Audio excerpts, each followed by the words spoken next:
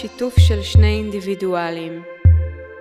אם אדם לא יכול להיות שמח לבד, איך יוכל להיות שמח ביחד?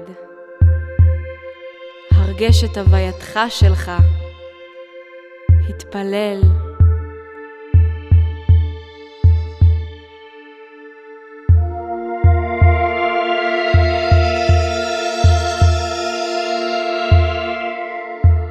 תהיה שמח, עליז, חוגג, ואז אתה תמצא נשמה אחרת שגם היא חוגגת, ושם תהיה פגישה של שתי נשמות רוקדות שמתוכן ייוולד ריקוד נפלא.